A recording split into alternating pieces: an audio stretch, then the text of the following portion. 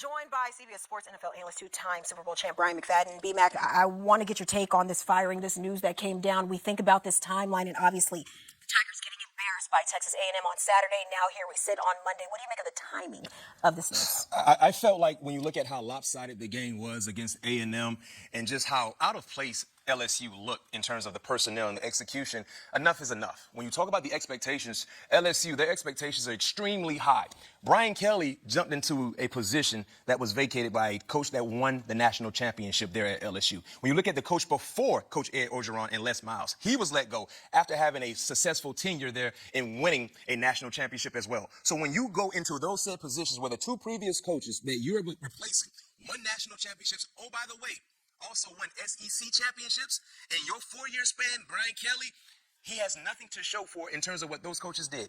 Hasn't won an SEC championship, hasn't come close to winning a national championship. He never reached the expectations. So when you look at the nature of college football in totality, currently, these blue blood-like football programs, they will not exercise patience if they're not seeing any belief that you have the ability to win championships there. And that is the mindset with LSU, and that's why they felt like now was the time to go ahead and cut ties with Brian Kelley. I feel like a program that is used to winning, has a history of winning. That leash gets a little bit shorter when you're starting to fall short of those expectations. But now I want to get your take. Do you think Brian Kelley ever fit the culture and expectations of coaching? No, I never felt like, just being a fan from afar and watching college football my entire life, it feels like, I never felt like Brian Kelley and LSU was a match made in heaven. I think they tried to create that. They tried to establish that. Let's go back to the first intro with Brian Kelley being introduced to LSU. Remember the fake Southern accent that he displayed there in the basketball arena? It was like he was trying too hard to fit in. Be authentic, be yourself. Secondly, coming from Notre Dame, that is a national program. They can recruit anywhere in the country.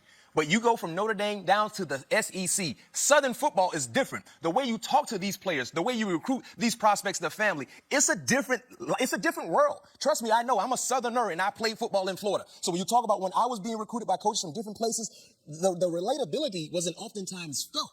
And that's why I feel like this could be a disconnect, and they tried to make it work, but when you look at the overall landscape of things, he had issues, in my opinion, in just being able to fit in to that Southeastern Conference culture, which is different than other areas in terms of the country when it comes to college football. Okay, well, you say that was not quite a match made in heaven, so let's make a match made in heaven. Who do you think is a good fit for LSU? Well, listening to Brandon, he made some critical points in terms of LSU and how they go about their business. Anytime there's a head coaching vacancy there with their organization, they're not going to go small. They're not going to do what some other universities have done in the past and may go get a head coach from a group of 5 team, may get a head coach from a smaller conference. They're going to go big fish hunting.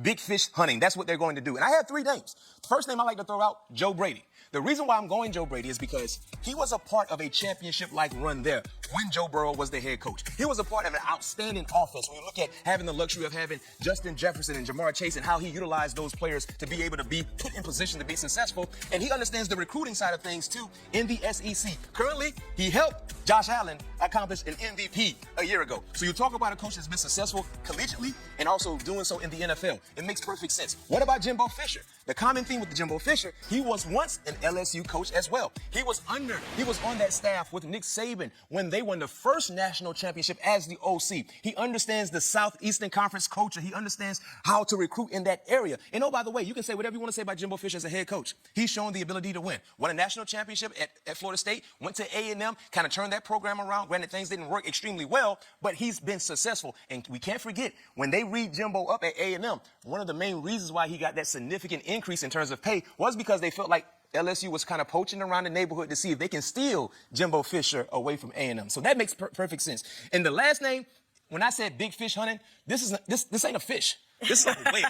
This is like a big whale. Yeah. And we heard Brandon say, when you make this move for LSU, you got to be willing to pay top dollar. Nick Saban. Making a big splash. Nick Saban, in my opinion, would be the name that, in terms of recruits, in terms of prospects, you instantly drop everything and you hear him out because of his legacy. And I understand he said he is enjoying what he is doing now. It's a great job. But he also said he does not want his wife, Miss Terry, to hear any of these numbers that potential opportunities might throw out. Because when she hears these numbers, she's like, oh, yeah, we got to go get the bag. And she also know, man, you still got it. And you know anything about relationships. Us as men, our homeboys can tell us one thing. Our family members can tell us one thing. But when the old lady tell you something and she like, you better go get that bread, go get the bread. So LSU, in terms of big whale hunting, That is the name I would consider as well, because you got to find a way to bring a guy in that you know will put you in positions to win championships when you make these kind of firings. And knows about a winning culture. And I think that is extremely important as far as LSU when looking forward. But when we look at the rest of their season, I mean, they are playing the juggernaut that we do call the SEC. They do have upcoming games against Alabama. Yeah. They also have an upcoming game against Oklahoma. But now that we're looking at this team, and we know they have good players on their roster, this is a good team. Yeah, and that's why I feel like they made the move now, because let's say you stick around and you keep Brian Kelly there, and he happens to beat Alabama. Well, you can't fire him now, right? You can't. So they felt like now is the time, but they still can correct their wrongs and find a way to finish on a good note with that Alabama game. You still have Oklahoma as well, who's currently a national ranked team also. So for LSU, man, in terms of the players that are currently there, it's your job to finish the drill. In terms of the coaches that are currently there, you want to show good favor and good graces that whoever the new head coach is, he might be willing to keep me on staff, because they have the resources, they have the NIL money, they have the culture, they have the tradition, they have everything. They're in the South. They got crawfish, they got beignets, they got anything you want in terms of getting the players in the building. They just need to go find the head man in charge that can be the ultimate leader of men 24/7 to be able to get the best on and off the football field. You talk about they have crawfish, they have a culture of winning. And my question when I asked you about the timing and doing this now rather than waiting until later, we don't see this having any kind of effect on the negative side when it comes to recruiting, when it comes to the portal. No. Because I think we know that they are going after, like you mentioned, and Brandon Marcello as well, they're going to go after that big fish. That still makes LSU